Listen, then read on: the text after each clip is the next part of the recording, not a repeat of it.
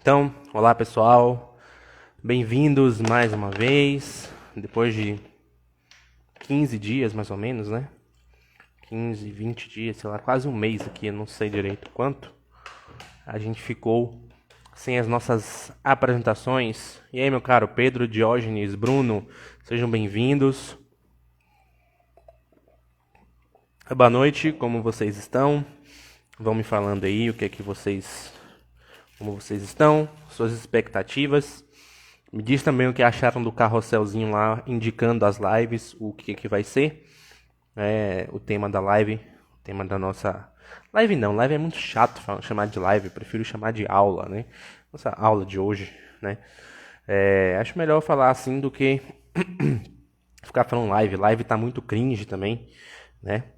Então, são dois tópicos que a gente vai falar hoje do catecismo. Eu resumi ali, fiz um resumozinho, certo? Então, o tópico 3 e o tópico 4, e aí a gente encerra o primeiro capítulo. Né? Quem diria, hein? Estamos já avançando. Era pra gente estar muito mais na frente, mas como teve dois imprevistos na minha vida, né? Primeiro foi a...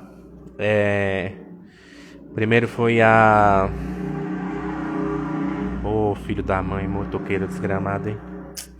Enfim... Primeiro foi o Covid, né, que eu fiquei doente, não consegui apresentar. E depois foi o nascimento do Carlos Augusto, meu querido primogênito, que está agora jantando. Stephanie entrou aqui, não sei se ainda está, Miguel também, né? Sejam bem-vindos. Bruno, gostei do novo formato apresentado. Valeu, meu caro. Eu estou pensando em fazer também alguns conteúdozinhos assim bem básicos, só para a gente ir esquentando na nossa reflexão. E também um conteúdo de resumo da aula, certo? Então, um resumozinho do que foi dito na live para a gente colocar lá. Pensando sinceramente em não salvar mais as lives aqui, só no Spotify agora, tá? Inclusive, você que está ouvindo aqui agora, que vai ouvir gravado no Spotify, né? Lembre de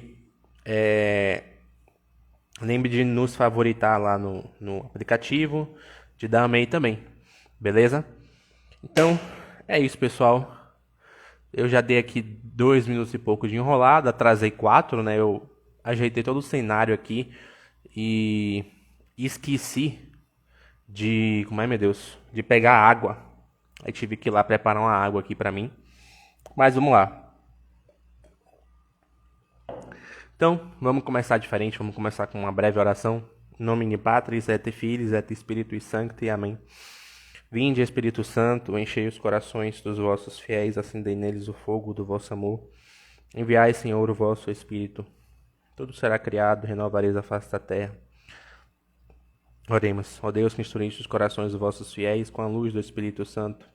Fazer que apreciemos corretamente todas as coisas, segundo o mesmo Espírito, e gozemos sempre das suas consolações.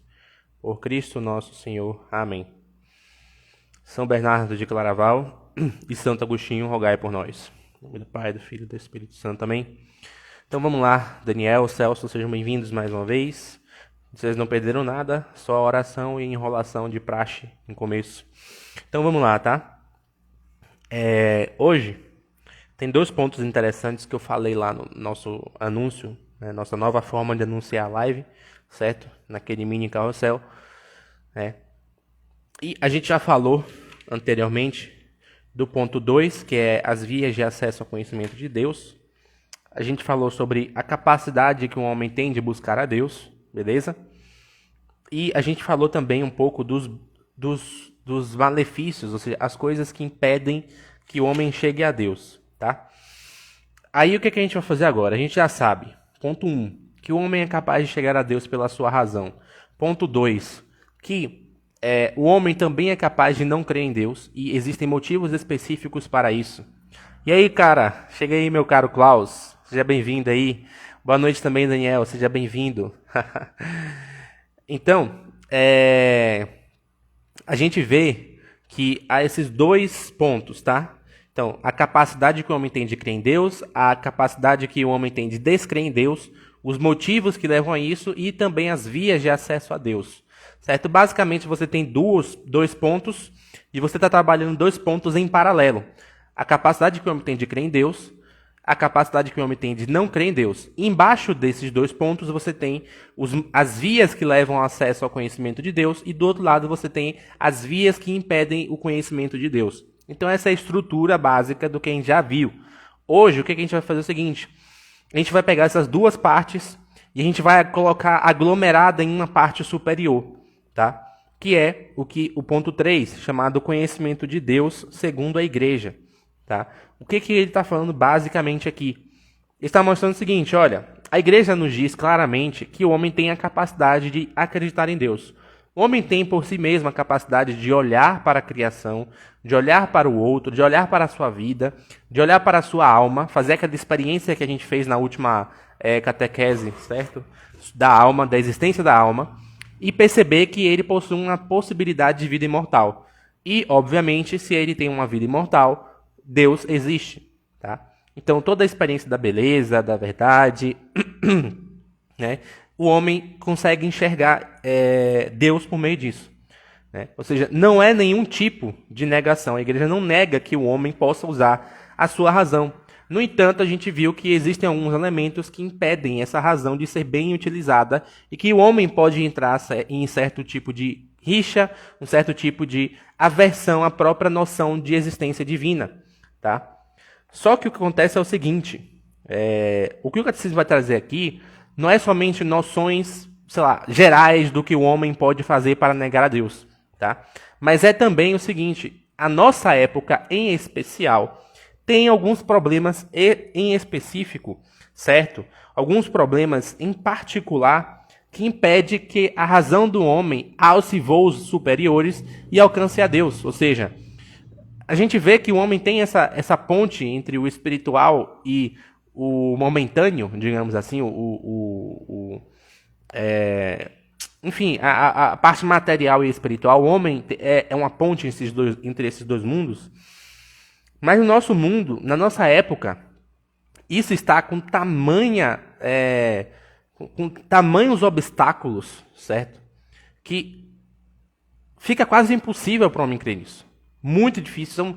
Não é assim facilmente que você encontra pessoas que têm essa disposição, né? Que têm essa abertura interior para acreditar, certo? Para perceber a existência divina, tá? Então, cadê? Deixa eu ver se eu acho aqui o trecho.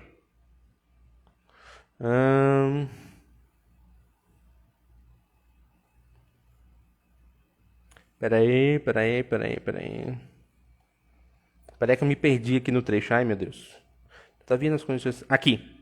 Todavia, nas condições históricas em que se encontra, um homem enfrenta muitas dificuldades para conhecer a Deus apenas com a luz da razão, né? E aí ele vai citar aqui agora Pio XII, na Humani Generis. Olha o que ele diz. Embora a razão humana, falando simplesmente, possa realmente com suas forças e sua luz natural chegar ao conhecimento verdadeiro e certo de Deus único e pessoal, que sustém e governa o mundo com a sua providência, bem como o conhecimento da lei natural impressa pelo Criador em nossas almas, não são poucos, todavia, os obstáculos que impedem a razão de fazer o uso eficaz e frutuoso dessa sua capacidade natural.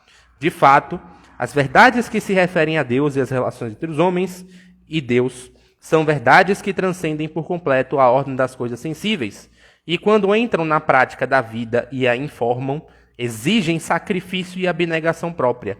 Então, a noção de que a fé ela não é um mero conteúdo, ela é algo que faz parte da sua vida. É algo que necessita estar entranhado nas suas decisões mais básicas de vida. É muitíssimo comum, olha, eu já vi isso várias vezes acontecer em catequese. Você começa a fazer uma catequese assim como a gente está fazendo aqui agora, falando das verdades eternas, falando de Deus, Deus Pai, Jesus Cristo, a ressurreição, a morte na cruz. As pessoas olham isso e acham tudo isso lindo e maravilhoso. Quando a gente chega no segundo semestre e começa a falar das morais, começa a falar da lei moral, por exemplo, tá? As pessoas detestam. As pessoas começam a encontrar entraves, porque elas acham que a moralidade é um mero arbítrio humano, tá? Eu não gosto muito de ficar falando essas coisas aqui, tá? Mas tá rolando uma treta aí por conta de polêmica, de lista, de relacionamento, de namoro que tem que fazer, qual tipo de mulher você tem que procurar, de homem. As pessoas ficam criando esse tipo de confusão. Mas esse tipo de confusão só surge porque as pessoas têm a noção de que a moral, de que as regras, ou seja, as coisas que você tem que buscar em conformidade, elas estão necessariamente ligadas ao mero arbítrio humano.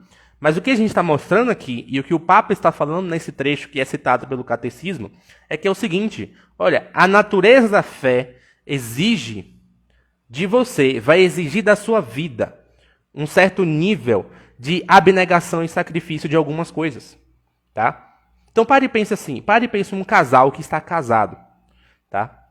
E eles simplesmente não são católicos, então eles vivem a sexualidade deles da maneira que eles desejarem, certo?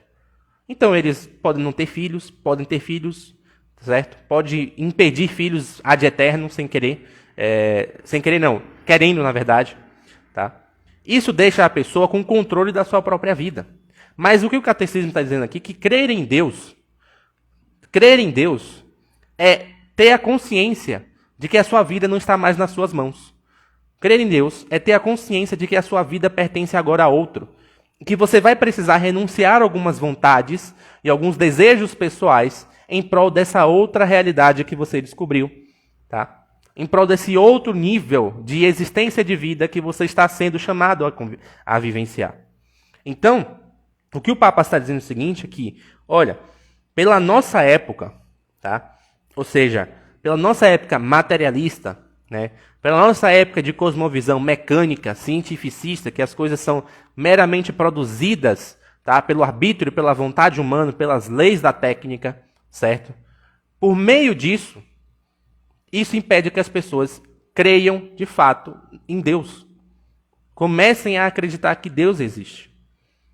Certo? Isso funciona como uma espécie de nuvem. A nuvem nubla a razão. Nubla a percepção da pessoa diante da realidade da vida. Então, olha a decisão que o Catecismo vai dizer no número 38, logo abaixo disso que eu acabei de falar. Por isso de tudo que a gente falou aqui agora, por isso o homem tem necessidade de ser iluminado pela revelação de Deus. Ou seja, a revelação de Deus a respeito do que as pessoas, a despeito, na verdade, do que as pessoas acham, não é um mero conteúdo que foi jogado e dado pela igreja para que a gente engula de cabeça para baixo, de boca fechada, né? Sem falar nada, sem entender nada, só para engolir, por ter que engolir, ponto final. Mas a revelação divina, ela serve, ela é fruto. Ou seja, você na sua busca pessoal, tá? Você vai buscar e vai desejar Deus, vai tentar conhecê-lo, certo? Só que vai chegar a um certo limite, que pela sua razão e pela vida em que você está inserida, pelo tempo histórico que você está, você não vai conseguir conhecer melhor a Deus, adquirir fé nele. Vai haver sempre um elemento de barreira entre você e Deus. E a revelação surge como uma espécie de purificador desses problemas. Purificador dessas dificuldades que a gente enfrenta, tá? Para crer. Então, por isso, muitas pessoas falam assim, o que eu faço para acreditar? Cara, vai fazendo as coisas da religião mesmo, cara. Vai fazendo, vai rezando, vai lendo o evangelho, vai fazendo jejum, vai dando esmola. Faz, entendeu? Só faz, entendeu? Não precisa ficar questionando. Porque essas coisas, elas existem como uma espécie de limpeza e alimento para que a sua alma comece a desenvolver em você a fé. Então, é exatamente isso. Olha, por isso o homem tem necessidade de ser iluminado pela revelação de Deus. Não somente sobre o que ultrapassa o seu entendimento, ou seja, está além do que eu estou falando aqui, mas também sobre as verdades religiosas e morais que por si mesmas não são inacessíveis à razão. Então, perceba o seguinte, tá? A gente falou, olha, é possível que o homem, tá? Que o homem crê em Deus pela própria razão, certo? É possível que o homem, pela própria razão, entenda que ele não deve matar o outro. É possível que o homem entenda pela própria razão que ele não deve pegar a mulher do outro, que ele não deve roubar o que é do outro, certo? É possível que ele faça isso. No geral, qualquer ser humano normal, que teve uma educação razoável, tá? Consegue, em certo sentido, perceber essas coisas aqui que eu estou falando. Só que o que acontece é o seguinte, o catecismo vai dizer, olha, a revelação, ela ilumina também esses pontos. Ou seja, dá a você uma profundidade maior nessas coisas que estamos dizendo aqui, nessas coisas básicas que qualquer ser humano pode alcançar pela razão, de forma mais profunda. Ou seja, de forma mais abrangente. Tá? Então, a fim de que estas, no estado atual no gênero humano, possam ser conhecidas por todos sem dificuldade, com firme certeza e sem confusão de erro. O que isso quer dizer? Olha, você pega um argumento da existência de Deus, de Aristóteles, por exemplo. Tá? São bem semelhantes ao de São Tomás de Aquino. Para você chegar àquela conclusão, leva um certo trabalho. Não é tão simples assim você olhar e, ponto, já descobrir que Deus existe. Certo? Um camponês que descubra que Deus existe por conta do seu trabalho na lavoura é um trabalho de anos, de décadas. Que ele começa a perceber que existem muitas coisas na vida dele que não dependem única e exclusivamente da sua esfera de ação pessoal, mas está dentro de uma esfera de ação além da qual ele é possível entender. Só que isso também é um trabalho para você crer. Não é uma coisa que é imediata. O que o catecismo está dizendo, olha, a revelação divina, ela existe para te dar uma certeza e uma segurança a respeito daquilo que se deve crer ou não. Tá? Então, muito longe daquilo que as pessoas acham que, a pessoa fala assim, olha, eu não entendo isso aqui direito no Evangelho, ou no Catecismo, ou o que fulano de tal diz, mas eu vou acreditar. Né? Hoje, as pessoas olham para esse tipo de atitude e falam, mas você é idiota? Você não entende nada, você tem que... Cadê o seu senso crítico? Cadê o seu senso de capacidade de criticar as coisas? Né? Ou seja, a inteligência virou um mero aparato crítico. Tá? E o que o catecismo está dizendo, não é assim que funciona. O ato de você assentir e de você crer nessas verdades que são reveladas e que, em certo sentido, foram dadas a você, é um ato de humildade e, segundo, tá? É um ato de prudência. Porque aquilo é criado para que você tenha algum nível de segurança, para que você tenha um nível de certeza, tá? Para que você não precise fazer o caminho que Aristóteles fez ao longo de toda a vida até descobrir quem é Deus. E ainda assim, com uma capacidade de falha, porque a razão humana é falha. Aqui no Ocidente, né, enfim, no geral, as pessoas têm um certo patamar de querer louvar a razão, como se não... Né? Pelas minhas próprias faculdades aqui eu vou identificar e entender algumas coisas da vida e vou chegar a certas conclusões, etc. Eu vou me entupir de conhecimento e com isso eu vou conseguir entender melhor as coisas da vida e eu vou parar de errar. Não vai. A razão humana é falha. Tá? A razão humana é falha. É por isso que se fala de 4 níveis de sabedoria, geralmente. Ou seja, você tem 4 níveis de sabedoria, onde o último nível de sabedoria, tá? É o nível próprio daqueles que são os místicos. E os místicos conseguem ter o quê? Aquilo que se chama de sabedoria nuliforme, sabedoria sem forma. Por que sabedoria sem forma? Porque o intelecto do sujeito, ele descobre certas realidades sem precisar utilizar da sua operação comum. Ele se deixa entregar nas mãos do intelecto superior e divino de Deus. Tá? Então, a revelação, em certo sentido, quando você pega um trecho das Escrituras, uma parábola, e senta para poder meditar, refletir, ou para conhecer, você está exercitando esse nível de sabedoria. No nível inferior, claro, não é um místico, mas você está exercitando-a do mesmo jeito. Tá? Exatamente, Miguel, exatamente, algo supraverbal, exatamente. É por isso que chega no final da vida de São Tomás de Aquino, ele fala, eu quero queimar tudo isso aqui, tudo que eu escrevi é palha. Tá? Porque São Tomás estava recebendo aquelas informações por meio desse nível de sabedoria mais elevada, e traduzindo todas elas para uma linguagem filosófica. Chega um certo ponto da vida dele, que ele percebe que não tem mais linguagem filosófica capaz de traduzir aquelas realidades que ele estava enxergando na vida dele. E aí a gente vai chegar no segundo ponto de hoje, que é exatamente o quê? O segundo ponto é como falar de Deus. Por que isso? Por que tem esse segundo ponto aqui? Tá? Porque é simples, tá? Em certo sentido, é impossível falar de Deus. É impossível falar da divindade. Porque a divindade, ela é inabarcável, certo? Ela é suprema. Não tem nada que consiga definir a unidade, a divindade. O fato de você definir algo, em certo sentido, ou seja, você está dando um fim. Definir vem disso, dar um fim. Você não consegue dar um fim na divindade, certo? Então, como é que a gente supera esse entrave entre linguagem e divindade, tá? Então, tem 3 textos aqui que é bem interessantes. Boa noite, Michele. Boa noite. 3 textos aqui que são interessantes que eu marquei para servir de suporte para a nossa reflexão, tá? E para vocês entenderem uma coisa que é muito hoje veiculada na internet e as pessoas saem fazendo sem saber direito o que é, ou como fazer, ou por que fazer, né? Então, enfim, na verdade são 2 trechos, tá? Ele fala o seguinte, olha,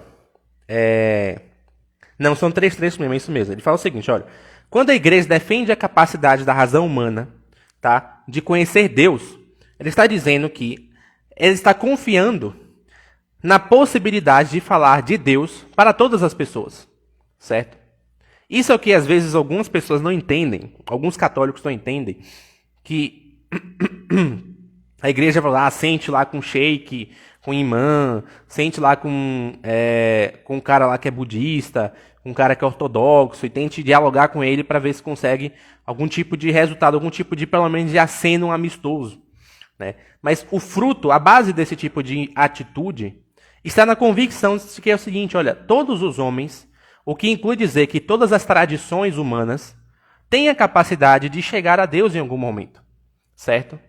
Só que essas tradições, em certo sentido, elas estão numa base incompleta, tá? Por quê? Porque elas são fundadas naquilo que nós falamos anteriormente, que é a razão humana que não é perfeita, certo?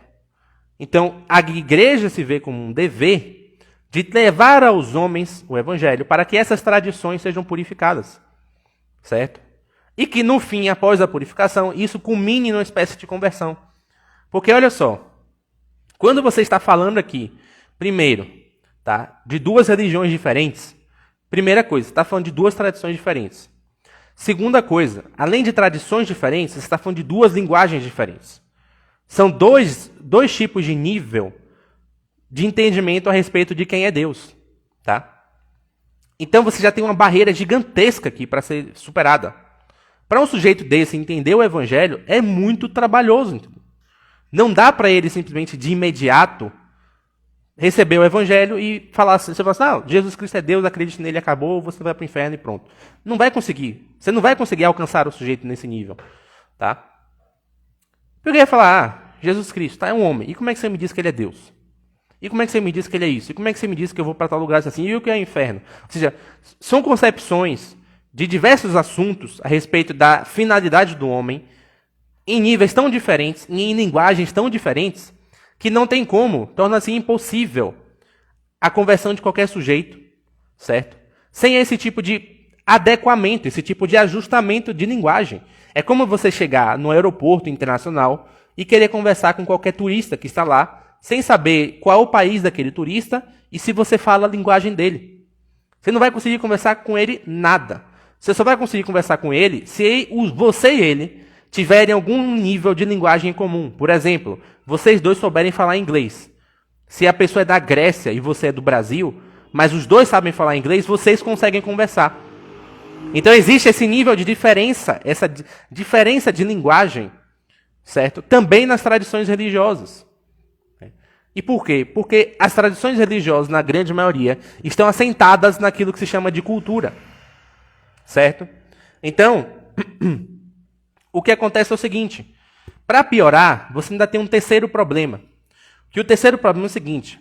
Mesmo que você seja santo e você saiba de tudo sobre a revelação, o seu conhecimento de Deus sempre vai ser ilimitado.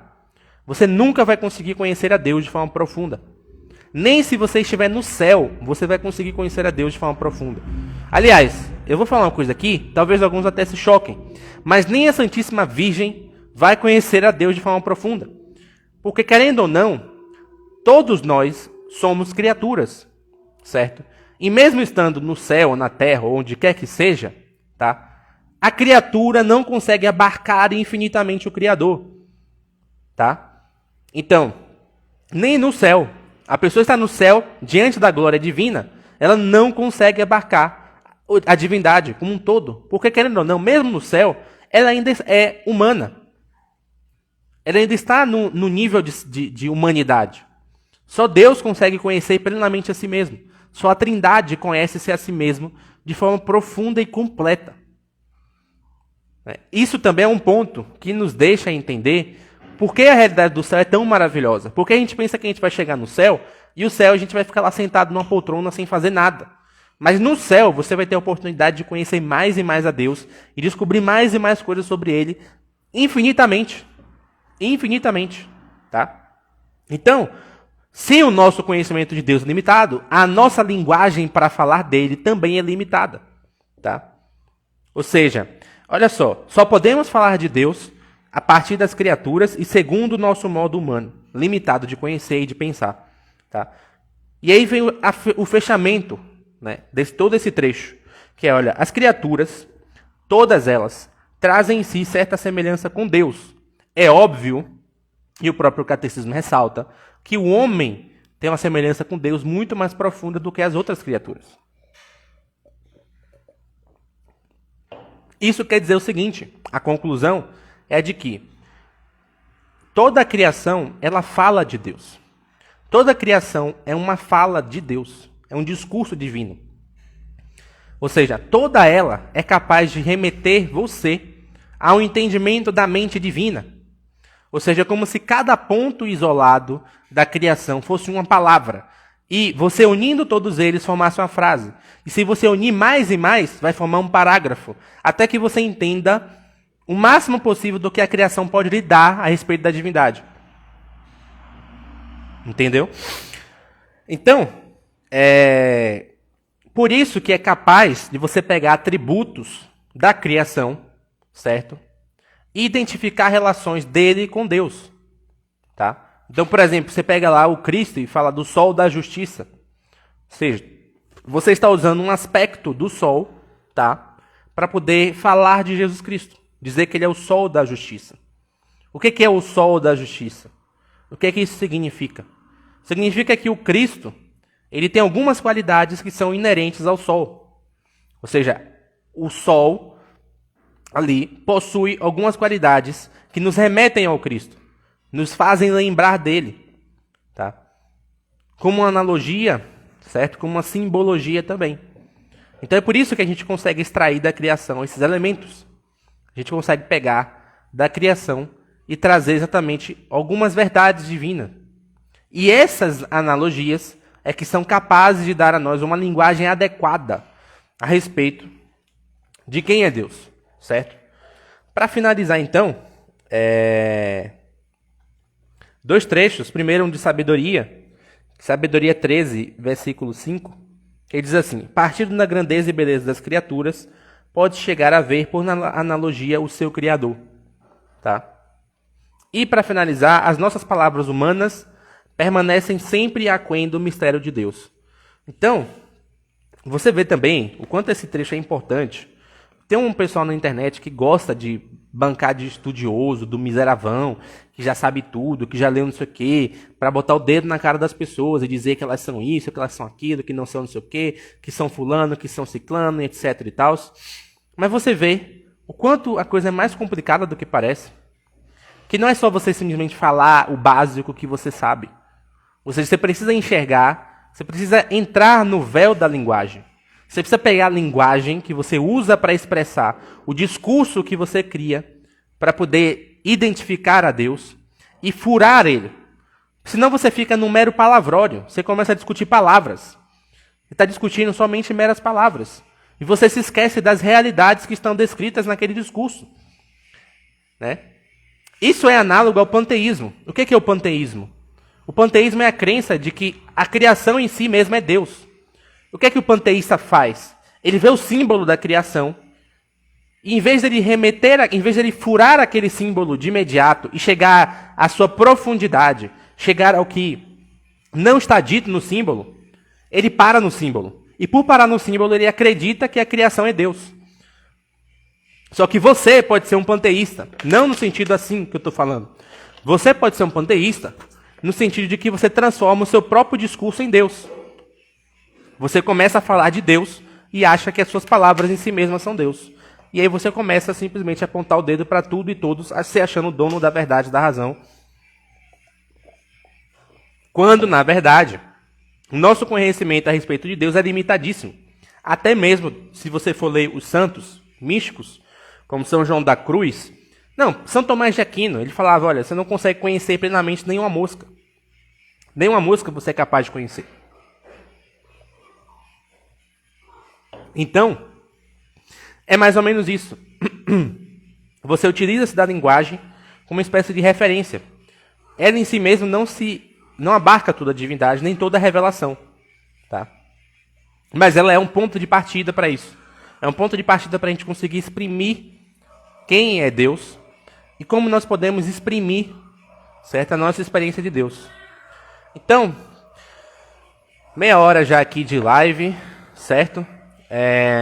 Acredito que chegamos ao termo, ao fim de hoje, beleza? Devo deixar salva a live mais no Spotify. Aqui eu acho que vamos ver se ela vai conseguir salvar. Mas eu vou upar o áudio lá no Ishcast, beleza, pessoal? Novamente agradeço aqui a presença de todos vocês, tá? Peço que perseverem, continuem, certo? Semana que vem, novamente às 8 horas aqui, a gente vai estar falando novamente do nosso próximo ponto. Nós encerramos o primeiro capítulo do Catecismo em 4 lives de mais ou menos meia hora, ou seja, acho que é satisfatório. E no próximo capítulo vamos falar de outras coisas. A gente está falando aqui só da experiência base do homem com Deus, tá? A gente não entrou na revelação ainda, a gente não entrou no Evangelho, a gente não entrou nas coisas básicas, né, que o católico tem de crer. A gente está refletindo sobre uns problemas que nós temos na vida, certo? No cotidiano, e que trava a nossa relação com Deus e com o outro, e também a nossa capacidade de entender a revelação. Então, semana que vem é outro capítulo, outra história, e aí aguardo vocês lá, beleza? Estamos todos de acordo? Então, beleza, pessoal. Mais uma vez agradeço aqui a audiência de vocês, né? Fique com Deus, tenham um bom final de sábado, bom final de semana, e lembre, amanhã domingo, dia de ir à missa, beleza? Até mais, fiquem com Deus.